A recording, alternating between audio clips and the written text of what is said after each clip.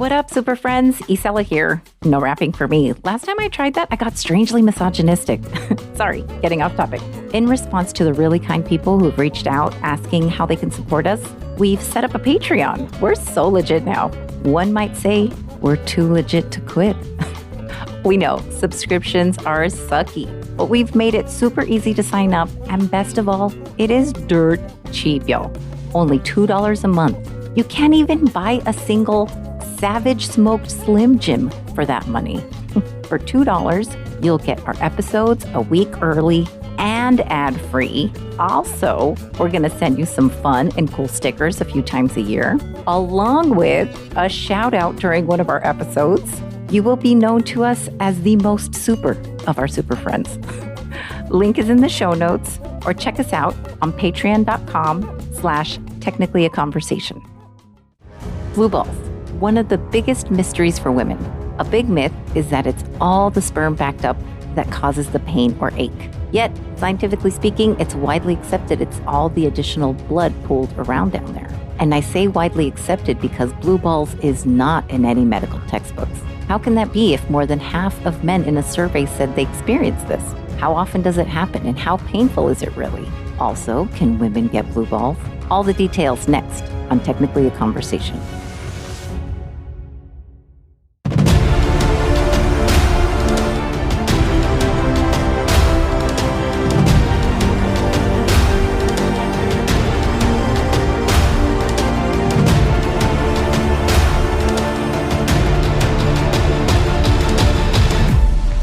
Super friends, welcome to another episode of Technically a Conversation. Here, we like to share an interesting topic or story with each other, which we've recently learned, and hope you find it interesting too. I'm one half of your host today, Isela. Joining me as always is Jose. How are you? I'm doing great. How about yourself? Not bad at all. My little sister's in town, so I'm absolutely loving it. Nice. Yeah, what about yourself? How's everything? Pretty good. My little sister is also in town, but she's usually always in town, so. Oh, okay. Show off. No, I'm just kidding. I can see you're still very much in the Easter spirit. The Holy Spirit is still filling you with light. Yeah, my peeps all around me. That's right. These are fun. I only get to bust these out every once in a while, and they're actually my daughters. Oh, okay. That's why they look all punk. They're like punk peeps. I don't know if that's how they were sold as, but yeah. I was going to say they look kind of gangster with like tattoos and shit. Almost looks like Jared Leto's Joker or something. Yeah, no, like check out this choker right here. It's like a star. I want that. Like I want that for me. Yeah, it's pretty cool. But anyway, sorry people who are, maybe I'll send a picture in for the show notes and you guys can see what I'm looking at. Yeah, well, I think they're going to be visible in the episode picture that we take, so y'all can see it on our socials. It normally comes up with the episode artwork as well. So yeah, zoom into that craziness right there. But you know what? Now that you mentioned that, I know that with the other podcast that I had, Scary Bedtime Stories, it did enable me to post pictures in the show notes, and I discovered that by accident. Oh, wow. So I'll have to check to see if I can do it with this podcast. It's a different host. This one is with Spotify. So I don't know if they'll allow us to do that, but I can try it and see if maybe I could start posting these pictures that we take, post them in the show notes as well. I can't promise it's going to be as exciting as we're going to, or at least I think it is. But yeah, that sounds kind of neat. Yeah. And sadly, ladies, I'm not very good looking, so I'll just disappoint you now before you you go and look at it. That's not true, ladies. I'm sure you're curious. Go peek. Well, giant disclaimer on today's topic. It's really, I'm going to go with sensitive, thus to protect your privacy, Jose. I want to say that this conversation can really be more about like the articles and the science podcast episode information that I'm sharing and not necessarily personal stuff. This is where you get to like let in or share, let out what you would like to share.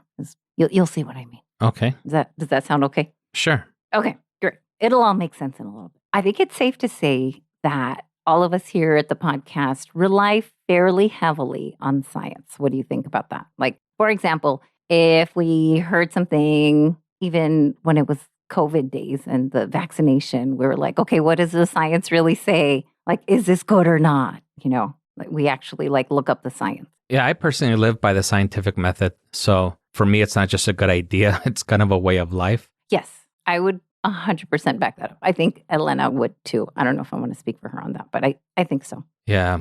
And I think I was really critical of some of our earlier episodes just because of that, because I thought that some things we weren't really, seeing like negatives or anything. It seemed a lot of times it was just like us endorsing something.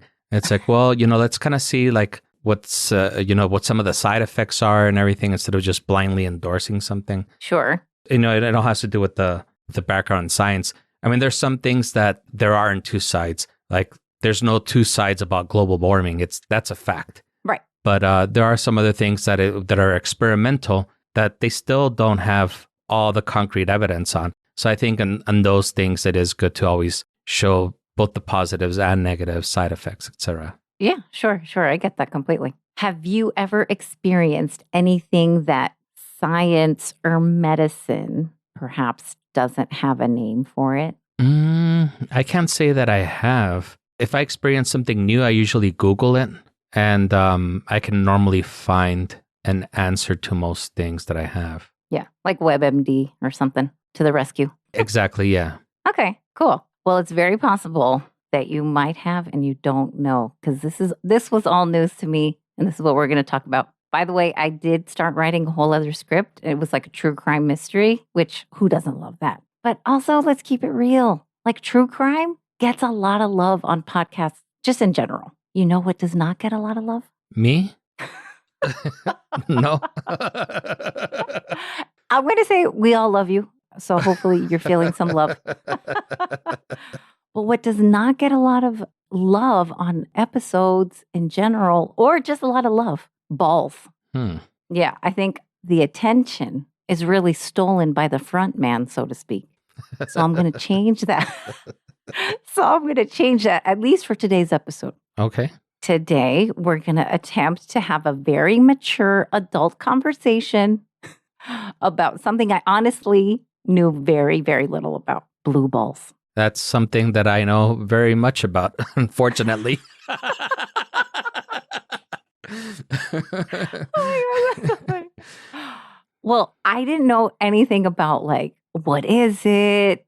So this is some of the things we're going to talk about. Like, what is it? What does science say about it? What does medicine say about it? How often does it really happen? Like, what's really going on in the testes that's making the cojones hurt? Like, or whatever. I don't know. So I was like, you know what? I don't know dick about balls.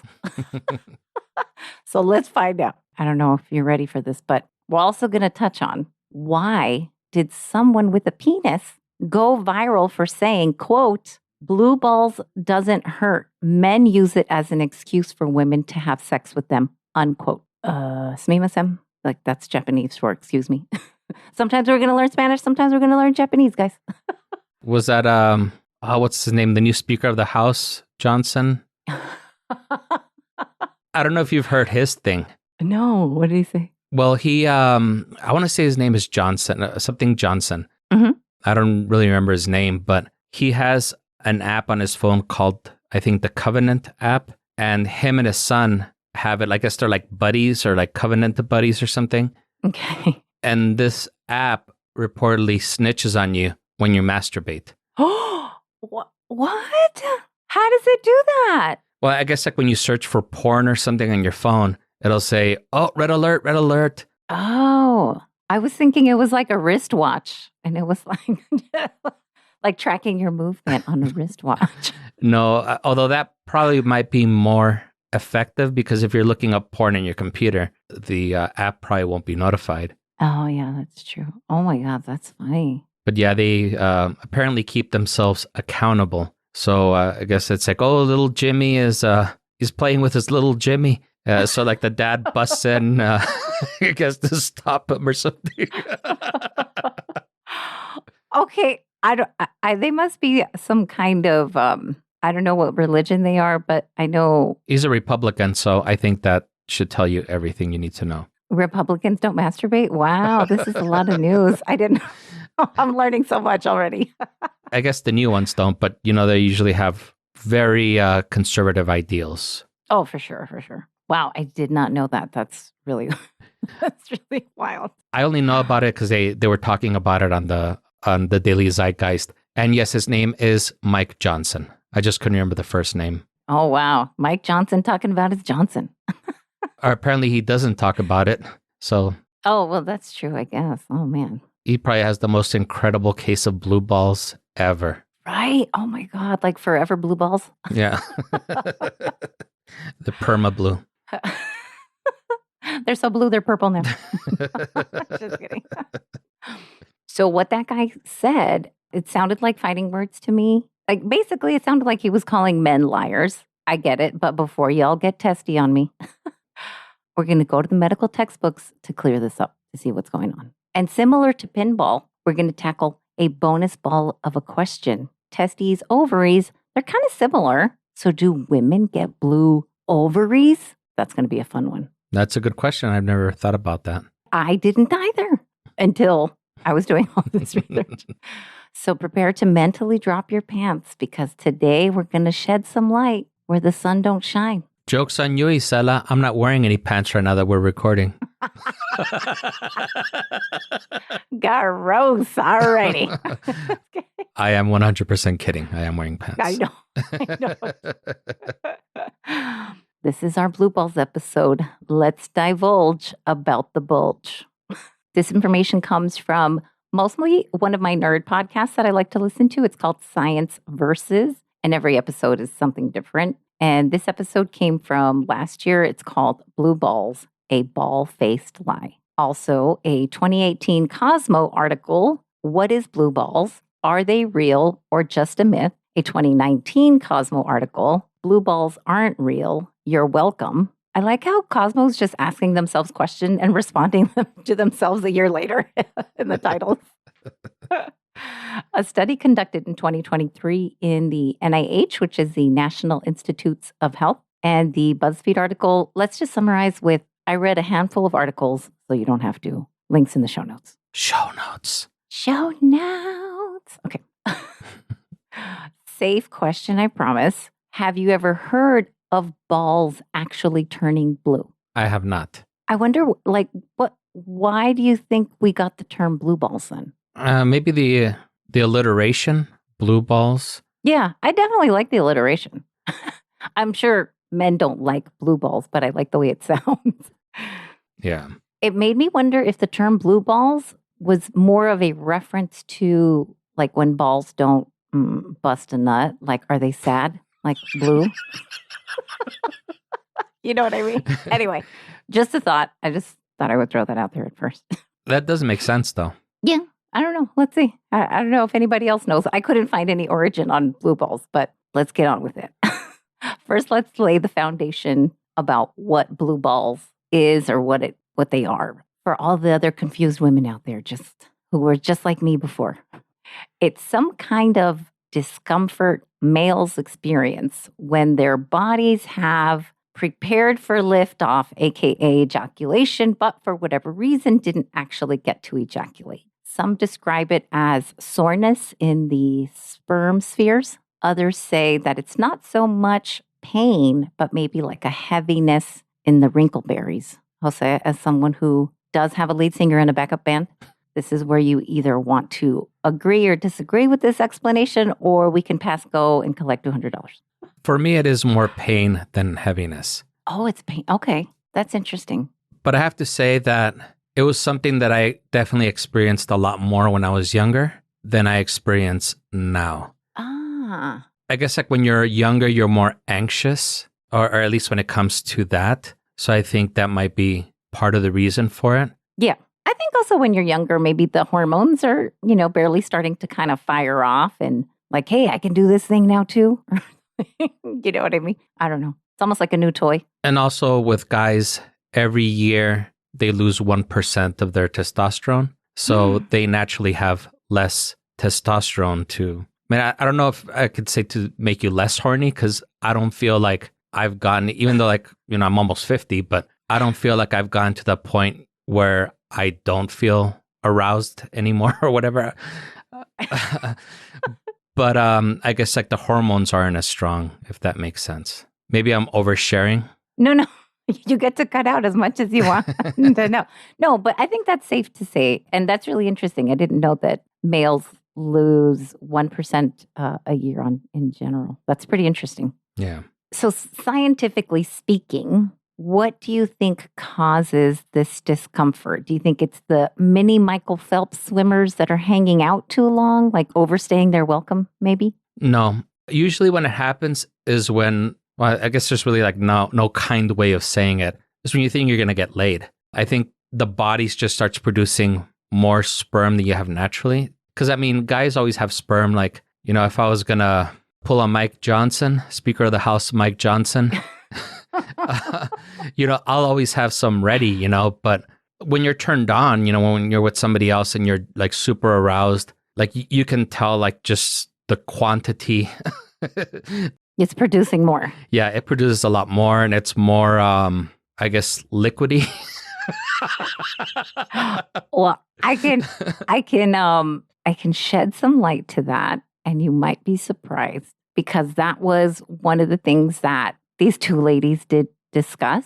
And they spoke to a urologist and a sexual wellness expert, Dr. Jamin Brahmbhatt. Interestingly, he said that if that was the case, that was like all this extra sperm, that the males with erectile dysfunction would constantly have blue balls because, they're getting backed up since they can't ejaculate, right? So erectile dysfunction, just so everybody knows, that's just fancy Nancy speak for men who have problems with getting chub or actually, kind of getting it up kind of thing. It's shortened to ED for that younger generation who likes to make an acronym out of everything, LOL or LOL. Just kidding. The way the body handles the added loads, sperm that might have been backed up for these people who have, or these men who have erectile dysfunction, it'll dribble out of your pee and it'll come out as little white chunks. You can see it in your urine or little crud. And younger men have wet dreams. There's science behind the wet dreams, people. Totally wild. He also clarified that the semen ejaculated isn't instantly made like easy bake oven style, like you were saying. They actually grow into full-grown sperm in about 2 months. So what you ejaculate is about 2 months old. You guys grow little whippersnappers of your own inside you guys, like little Mr. Moms. I thought that was pretty cool. So now we've clarified the pain isn't coming from the buildup of the baby gravy. So what could it be? Most common and widely accepted reason is the extra blood that gets rushed to the penis, which causes it to stand at attention, right? But it'll pull around the balls, and that's possibly what's causing the discomfort. Very interesting, right? We're all learning.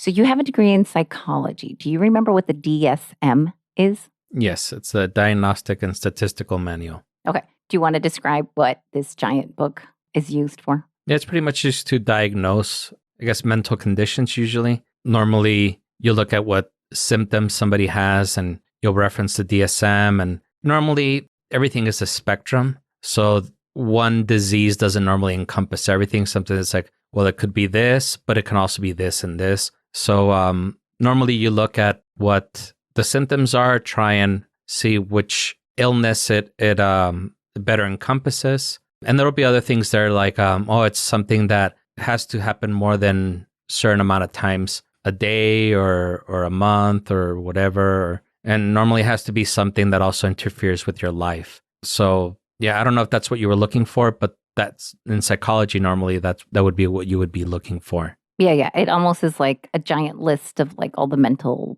disorders or whatever you want to call them, right? Correct. Even like the super rare stuff, the Cotard's syndrome, which is where a person is convinced that they're dead or missing a limb and they think they're just like walking around as like a corpse, which is really crazy. But similarly, the World Health Organization, WHO, has an extremely lengthy list of diseases. And I hate to break it to everybody, but blue balls is not in there. There's even a whole chapter of sexual health, and yet it is nowhere. I wouldn't consider that a disease. And by the way, cotards is one of the topics that I have on my list, my ever-growing list.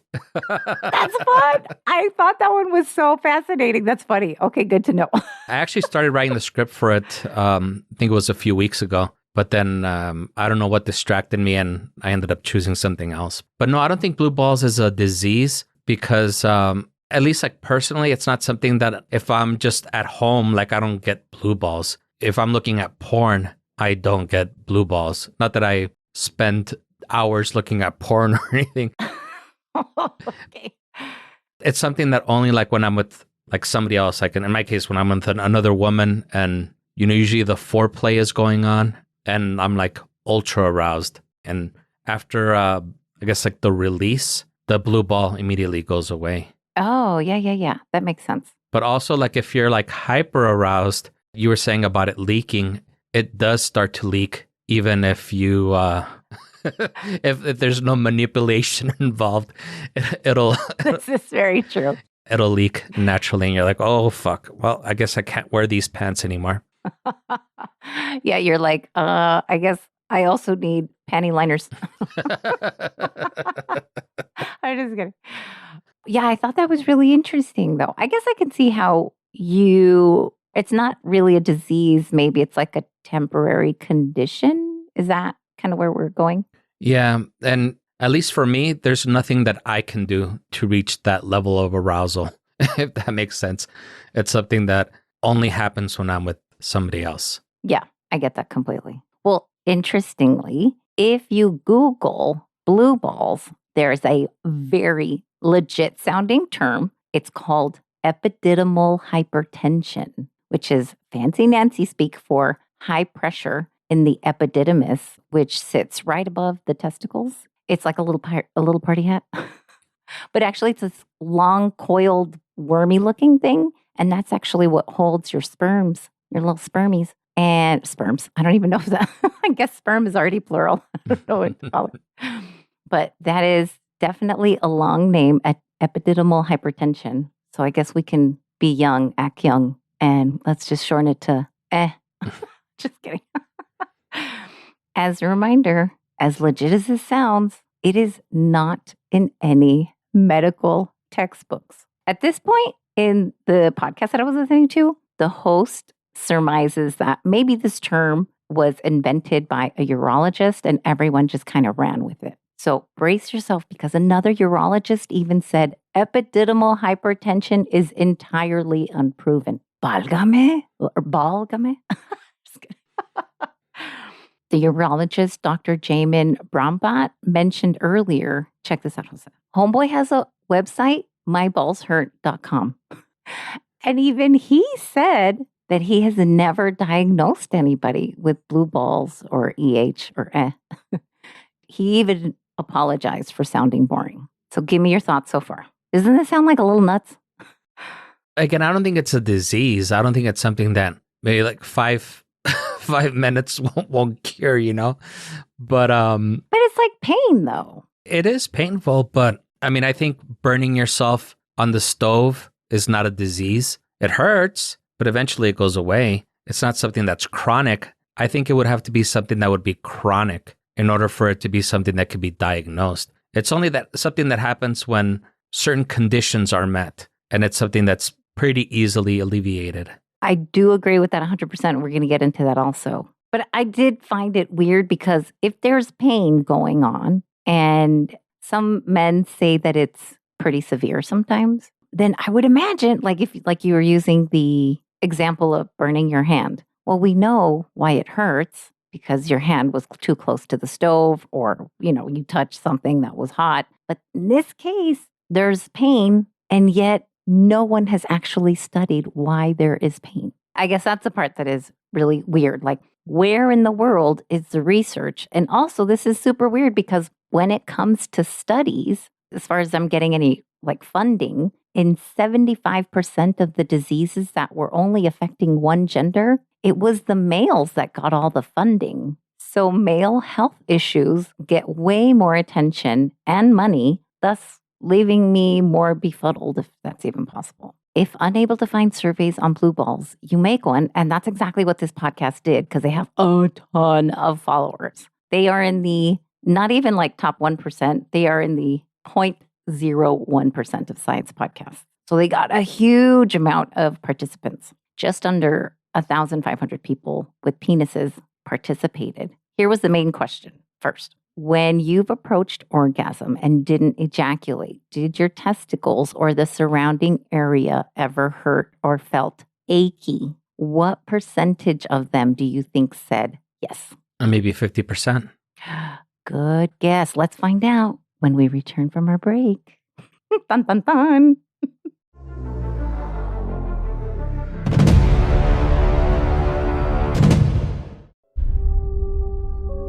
Hi, I'm Abby, and this is Alan. Hello. We're from the Lunatics Radio Hour podcast, where we explore the history of horror and modern horror storytelling. We do deep dives into legends like ghost trains, or the Headless Horseman, or Wendigos. Available wherever you listen to podcasts, including cell phones and computers.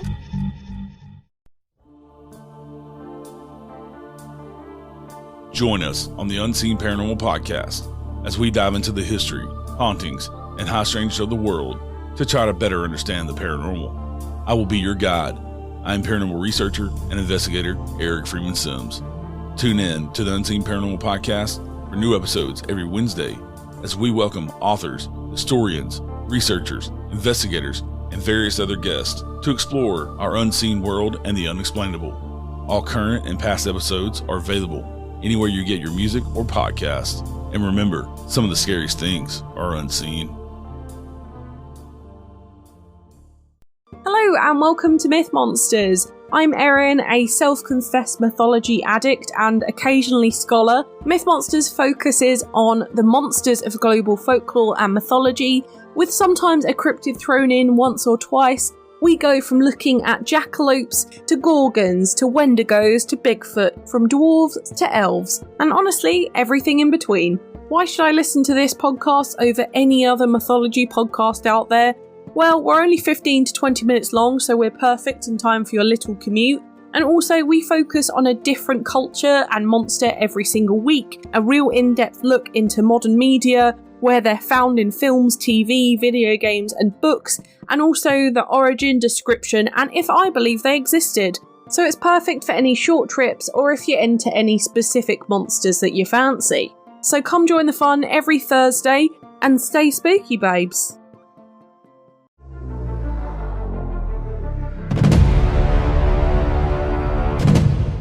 All right, we're back. We're back. There's no good question that I can ask for this kind of conversation we're having. So I hope you had a good break. I did. No blue balls to report. Okay, I didn't really want to ask that. I was like, I have nothing good to ask. I say the things that people are too afraid to ask. I appreciate it, which is why I knew you would not shy away and you would be like, let's go balls deep on this one. Just kidding.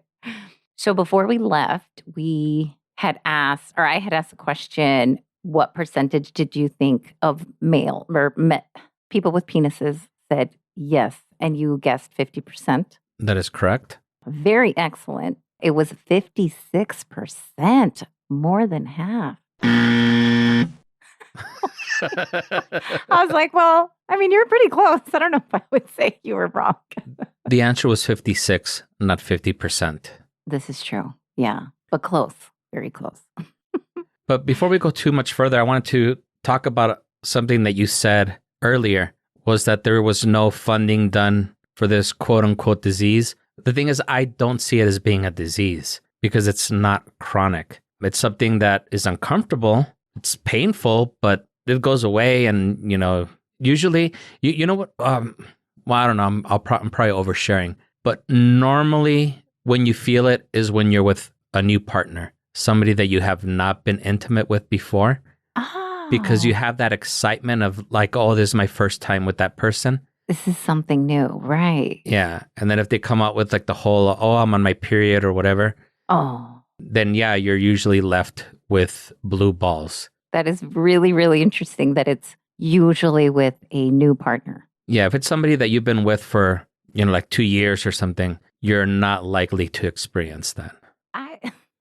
That's almost like bringing in a whole psychological level to this condition. And what I was meaning by that is like even in the medical textbooks, a headache is in there, but headache is just a headache. It can be temporary. It can happen to you once every couple of months, maybe like blue balls or whatever. You know what I mean? I don't know. I guess it's more of a condition or a reason for pain.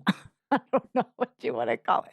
Yeah, and at the same time, also a headache, you can experience it every day. There's people that have chronic headaches. There are people with chronic headaches, but those would be called chronic headaches, But people with just headaches, okay, well, it could be, lack of sleep, dehydration, like it can be a number of things, but that's because people have gone and researched that stuff. You know what I mean? Well, I mean, with blue balls, it's a very, very easy way to solve it. Yes, that's still part of what we'll be talking about later for sure. Yeah, absolutely. So 56% of people with penises said, yes, they've experienced this. So now we know more or less how many people are affected. And so now to gain a level of like, what's the discomfort? What's the discomfort level? Like, what percentage do you think said it was like severe pain, like stabbing or sharp pain? I don't know. I don't know if I would say it's severe. So I'd say maybe like 20%. Yeah, only 7%. So less than 10% said it was severe. So that's really good to know. More than half experience it, but it's not that bad. So again, it's probably revealing also a lot of what you were saying. It's only severe for a very few amount of people. You know when it's really painful? When you have to pee, because it's almost impossible to pee when you have that. Sorry, I'm laughing. Okay, yes. Yes, I'm sorry. This is an adult conversation. We're going to have this. A simple piss will take you like 20 minutes, maybe. But I think it makes sense because if they were saying it's blood pooling in that area, it's almost like all this pressure inside. So you've got all this extra fluid of the blood, and then you got the extra, the urine. That's a double whammy right there. Yeah. That's really rough. Anyway, okay. So lots of insightful information on this survey. So now they wanted to find out how often this pain occurred. Was it every time? Or like what you said, maybe it's only when you had a new partner or stuff like that. But their answers were like, always, often, rare, very rare. So where do you think the majority of the people sat? Probably around rare. Well, 45% said it was very rare. So I thought that was really interesting. If it's extremely rare, so very rare, not very painful, so what's all the hype about the blue balls? You know what I mean? Having said that, one doctor said this could be the reason why there is no research. It's so rare, it's not painful, not to mention the antidote, as you said, is as easy as it comes. Literally. Yeah. Literally. Exactly. I'm sorry, these puns just write themselves, people. I'm sorry. People are going to be disappointed when they hear the next episode because it has 100% less puns. Oh, damn it. No, I had to come up with a lot. Also, Reddit really came through with a lot of these. I pulled up slang terms for balls, which is where the whole wrinkleberries came from, and sperm spheres. Single shout out to that. I did not put that in the show notes, but I always could if you guys want to. I think you're good. Yeah, so too. But as you said, it is the treatment of blue balls is either wait it out because it'll go away on its own, or you choke the chicken, flog the dolphin, beat the beaver. Also, it makes me very concerned about the level of animal abuse in these euphemisms. But could this not be the best treatment ever? No side effects, all pleasure, It is definitely the best treatment ever, I feel. I would think so too. All right. So let's pivot to our bonus ball tangent. Now that we have a safe assumption of what causes the discomfort, blood pooling around the balls area, do you think this can happen to women, given that, women kind of have similar wiring? I imagine it does. I mean, obviously they don't have a sack full of cum to worry about. Yeah. That's one nice way to put it. Yeah. But I mean, I think maybe like them. This really is no mature way to talk about this shit. I know. I'm so sorry. I think just them getting wet. I think it's probably like the same thing as like with the guy. Maybe like the pre-cum or whatever, where it's like you're ready to go and it's not waiting for you. I think it's kind of the same thing with women. So I imagine that would be, I guess, like the female analog of it. Mm-hmm. Yeah. That's like it is normal for both bodies to have secretions. Yeah, a rush of blood. This is why women's genitalia also get very engorged, just like men's do. So it kind of does make sense. And yeah, you're absolutely right. This is the reason why women also experience it. And it's known as slang as blue clit or blue vulva. I had no idea those were terms. We're learning slang. We're learning Japanese. We're learning all kinds of stuff today. We're learning way too much about me. Yeah. In the same aforementioned survey, 1,138 people with vaginas took the survey. And what percentage of people with vaginas do you think experienced the blue clit, blue vulva? 57%. Oh, you thought more than men. That would be really interesting. 40%. That's still a very high number. I thought I would just guess what the men had on the other ones. Okay. So good memory. That's still a good memory. So I thought that was a very high number. And it was like, what? Don't count us out, baby. Like, imagine that high-heeled shoe stopping on the door from opening and like, hey, we're invited too. We want to come to this party, even though we don't. So what percentage of women do you think said that the pain was severe? 10%. Yeah, men was 7%. Women, only 1% said it was severe. So that's extremely, extremely rare. And how often this happened to women was exactly about 50% said this is how often it happens. And it's funny because at this point of the podcast, they start to throw out suggestions of better names. Now that we know it affects both genders, let's give it a fun name, shall we? I'll tell you what they said. Pink puffy pelvis, the PPP. They're like, you're down with PPP. Yeah, you know me. No, actually, no. But you know what I mean? What should we call it? I don't know, Isela. You're the punny one. So I think that you should you should come up with the name. At first, I kind of wanted to call it like the anti-pound pain because you didn't really get to go there, right? But then it's also like when you don't get to reach the summit and you're still at base camp. So it's like base camp pain. But then like we were saying earlier, I like the alliteration in blue balls. So I was thinking maybe for the women, we can just call it poon pangs, right? That's definitely more fun to say than blue clit, I think. Yeah, definitely. When words start with the same letters, it's more fun. Yeah. So we've uncovered a lot of naked truths, I think. Both genders feel this type of blue balls, poon pangs. This is stemming from extra blood. The pain is very rare for men and women. And women, it's crazy that women even feel it. The cure is super easy. Just wank it out. And your evicted swimmers are 2 months old. Dude, we've covered a lot of ground today. Let's always bake a cake for them. Well, it is like batter, right? Don't they call it baby batter? Oh, no, I don't use them as part of the cake. No. That is so gross. What are you making over there?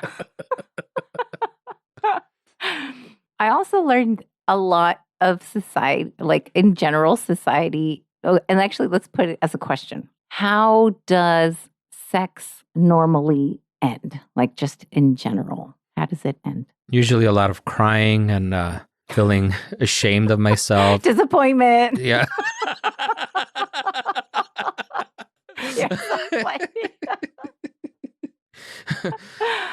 Well, normally it ends happy, at least for me, happy. I mean, I'm not ignoring the look of disappointment on her face, but for me, normally happy, extra happy if I get to have a cigarette afterwards. Oh, yeah. There you go. Like my shirt, cigarettes after sex. Yeah. There you go.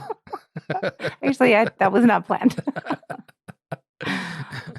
So a lot of people were describing the end of sex as when the man comes. And I thought it was really interesting because that did seem normal to me. until someone pointed out, well, why is it when the male ejaculates or has an orgasm? Like, why isn't it when the woman ejaculates? It's like the patriarchy. I was like, oh my God, this is so absolutely true. So all kinds of really interesting stuff, how women are supposed to be the ones to please the man, blah, blah, blah. And this kind of led to the topic of that BuzzFeed article where the guy who went viral for saying that blue balls was just an excuse to get women to have sex. And I was thinking like, oh, all of these like patriarchal things are kind of tied together. Do you have any thoughts on this initially? I just wanted to make the joke of, oh, we don't have to have sex. Just come give me a little hand here. But You're so gross. That's funny. You're like, nothing in it for you. All for- And also, oh, never mind. I'm not going to go down that road. Okay. This is a dicey episode, but I think we're doing a pretty good job so far. So I appreciate you, kind of amusing me for what it's worth. I'll just say, I think that both people should be satisfied before it's over. And I'll leave it at that.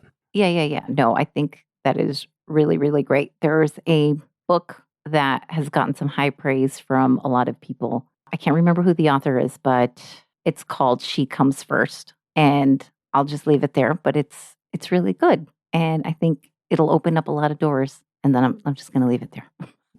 Anyway, but as far as this BuzzFeed article where the man is openly calling out other men who just kind of use this as an excuse to get women to sleep with them, suffice to say that it's all about coercing women into sex. And I know we've said a lot of great jokes, but no one is promoting any sexual coercion. It's never okay. Women never feel pressured into any sexual act. Same thing for men. And for people who are doing that, I mean, just stop it and rub one out yourself. It's as easy as that, right? Yeah, I think they're just being scumbags at that point. 100% agree. Yeah. And going back to the pain, it's only painful until the release, I guess. I could see the frustration where it's not going anywhere and the other person is kind of like taking their time to leave because like that whole time you are kind of in pain. So I'm not saying that what creeps and assholes do to try and coerce women to sleep with them is right, but I can see why they would be frustrated because you are in pain for that whole time. So, but I'm not saying that it's something that's right. That's a guy problem, not a woman problem or the person that's experiencing problem because, it could be a guy with another guy or whatever. Yeah, no, this is very true. And even though the guy was outing other men, that survey that I was talking about earlier did ask the question, have you ever felt coerced by another person using blue balls or pain, as an excuse? Like who actually fell for it or not fell for it? Because that sounds like they're being tricked. Well, I guess they kind of are being tricked, but who felt coerced into sex or some kind of sexual act? So I thought that was really interesting information. So I'm going to share that with you. Women used this to get men to have sex with them. Do you want to know what percentage of the males said they felt they were coerced? 0%. It's not that far off. 3.7%. So women, 3.7% of you, shame on you. Please don't do that. And guess what percentage of women said they were coerced by men with the whole blue balls excuse? 100%. And I say that because I know there's a lot of douchebags out there. So I wouldn't put it past them. 40%. That's a lot. That really bumped me out. I have to say that's such a large number. So I agree. It sounds like there's a lot of douchebaggery involved. Yeah. Yes. And I just got to say it. Like, I think those hairy twins that you guys have are very mysterious, but less mysterious now that I learned a lot of stuff. So I was really captivated by the topic in general. And I felt like I was able to kind of like peek behind this like Wizard of Oz or Wizard of Balls, I should say, curtain. It was really interesting to me. Well, now that we're on YouTube and we're subject to all the toxicity that's on there, I think that you will have no shortage of assholes saying, oh, it's a mystery, baby. Let me show you what's going on. No, I don't want to see that. You're right. I probably don't want to see all of that. This is true. This is true. I think you're inviting the wrong type of discourse. Hey, like you mentioned before, any comments are good comments because it's bubbling up the algorithm. We do want to know how people are really feel, men and women. Hey, like this is where you get to speak your truth. Like, have you experienced this? Now you know, women, you're not alone. I didn't know this could happen to women. I was not part of this 40%, but still fascinating. And I'm sure, you know, the women that were feeling this, like, oh my God, I'm not alone. This is kind of crazy and kind of cool to have a little community of poon pangers. I'm going to call them poon pangers now. All right. Well, if you're on YouTube, definitely leave a comment. The only thing we should be coercing is the algorithm. Word. I like that. We should make a shirt, coerce the algorithm. The algorithm. I do like it. Hashtag blue balls, hashtag poon pangs. Just kidding. So that really concludes our conversation. Any highlights? Anything that stood out? Any surprising things? Well, there's always something that stands out, but I think that I've definitely overshared and I feel really bad about myself, but No. I don't think you said too much. I mean, you just said it was usually with like someone new. That was fascinating to me. I think there's like a whole psychology part that people can explore, you know? That's pretty interesting. I think that probably goes back to our primal days or when we were meant to reproduce. Really, that was like our sole purpose, you know, kind of like viruses and bacteria. So the more you're excited you were about doing it, the more that you would reproduce and the more your DNA would go on. So maybe that's part of it. It's like, well, you usually only experience this with new partners. So we're going to make those experiences extra special. Ah. Maybe, I don't know. That's just my back of the napkin hypothesis.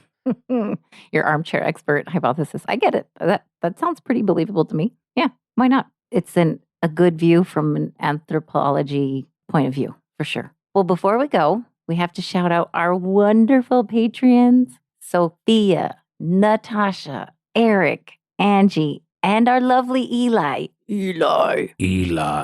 And our newest patron, Mad Town Charity. Yay! Thank you guys so much. We appreciate it. You guys are extra super of the super friends. Super homie, super friends. Super homies, super friends. And if you want to join, go to patreon.com/technically a conversation. It is only $2 a month. You get the episodes a week early and also ad-free, baby. Not to mention, you get some kick-ass stickers. They're really fun. Well, congratulations, lovelies. You've done it again, folks. You have learned along with us. Blue balls and poon pangs are real, but not in any medical textbooks. What? We hope you've been entertained by our chat and invite you to join us again next week. If you're enjoying the show, please leave us a review, tell a friend, and subscribe wherever you're listening to this podcast. Yeah. Follow us on all the socials at GreetingsTAC. Email us at greetingstac@gmail.com or leave us a voicemail at 915-317-6669 if you have a story of blue balls poon pangs to share with us. I don't think that we want to solicit those type of stories. Let's not talk. Or maybe you have a better name for it. That would be cool. We want to hear. Put it in the comments to offset all the trolls on YouTube. That would be much more fun comments for sure. On next week's episode of Technically a Conversation. Have you ever stood on a balcony enjoying the view and had the unexpected thought that you could just jump? Maybe you're standing at the edge of a cliff, looking at the river below you, and consider how easy it would be just to step over the edge. Maybe you're scared of heights and would never put yourself in such a situation. While driving down the road, have you ever had the thought of how there's nothing really stopping you from driving headfirst into an oncoming vehicle or jumping straight into a car at a busy intersection? These aren't the thoughts of someone with mental disturbances. It's believed that 1 in 3 people will experience one of these thoughts. It's so common that the French have a term for it, l'appel du vide, which translates to the call of the void. These unanticipated thoughts are usually out of character and are usually nothing to be worried about. But why do they happen, and what do studies reveal about people who have experienced this? New episodes drop Monday. Make sure to subscribe so you never miss a show.